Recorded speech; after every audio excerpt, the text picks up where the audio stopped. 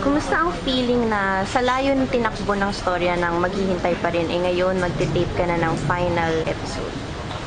Siyempre masarap yung feeling na naka-accomplish ng isang show. May halong kalungkutan din kasi yung mga tao na kasalayan mo makanta 3 times a week na pinapakita. Pero maganda yung feeling ng achievement din na nakatapos ng isang show ulit. Ano sa tingin mo yung pinaka-mabigat na matututunan ng isang tao mula sa character ni Geneva? Siguro yung sacrifice. Kasi sa umpisa pa lang, ang dami niyang tinalikuran at give up para sa pag-ibig. Do you think this has something to do with you being a strong woman in real life?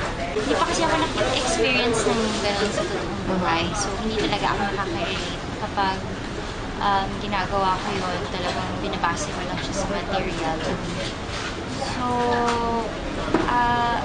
hindi ko naman masasabi na mas nagiging strong ako, pero mas nagiging in touch ako with my emotions.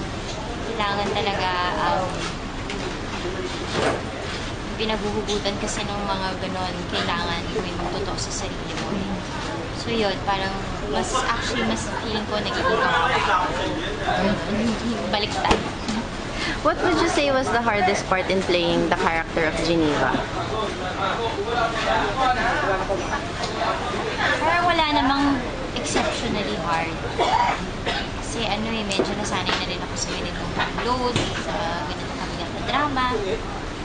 Kasi parang 2 years ko na rin siya ginagawa regularly sa lahat ng mga nagiging show. I think siguro yung challenge lang is dahil third ko na to na panghapon is giving something new naman, something different. Parang sinubukan ko na ibahin yung style ng acting. In what way? Paano mo dito sinubukang ipakita na iba yung style ng acting? Siyempre, kailangan kasi isipin mo yung background ng character. Opo, ganon.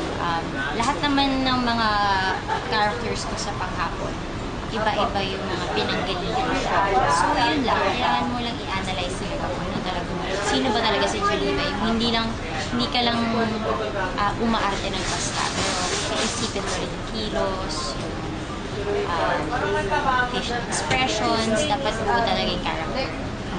Was there any scene na medyo nahirapan kang i-play?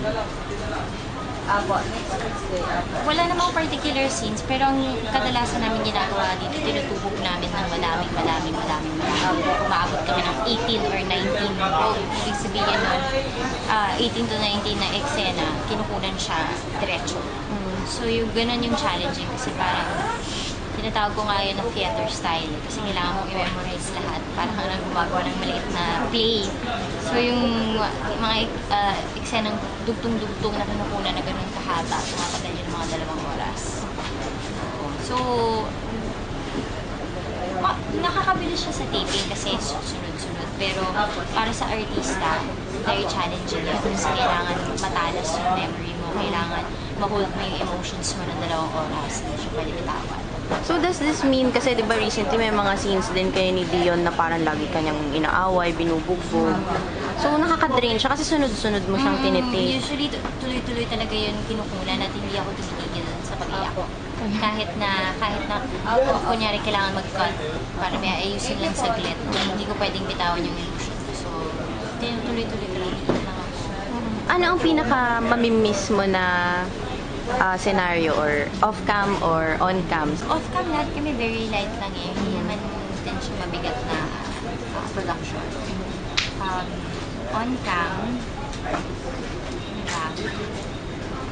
Mahirap magbigay kasi parang ang dami-dami na namin ginawa. Siguro I'd have to say talagang yung Singapore experience. So, bakit naging memorable ang iyong Singapore experience with Raph, Dion, and the staff? Siyempre kasi first time ko mag-taping sa labas ng bansa. Ay, abneros. Yung nga sa Bangladesh. Marami kaming mga lucky luxuries na meron dito sa taping sa Manila na wala kami doon. Palagay mo to sa Standby area. So, kailangan mo talagang mahalin ng sobra yung pagiging artista para gawin ng tama yung kung ano yung ginawa namin sa cowboy style. What's next for Bianca after Maghihintay Pa Rin? Either showbiz or non-showbiz? Any plans? Alis ako next week. I'm gonna be gone for a month. Okay. Ano naman ang message mo para sa mga sumuporta sa storya ng Maghihintay mula umpisa hanggang ngayon? Maraming salamat sa suporta niyo ulit sa aking Jimmy Afternoon Drive Show. Pangatlo ko na po ito. Salamat na sinundan niyo ako mula sa Nursing at Broken Vow at ito naman sa Maghihintay. Sana sa susunod, kung sa primetime man o sa afternoon, supportahan niyo.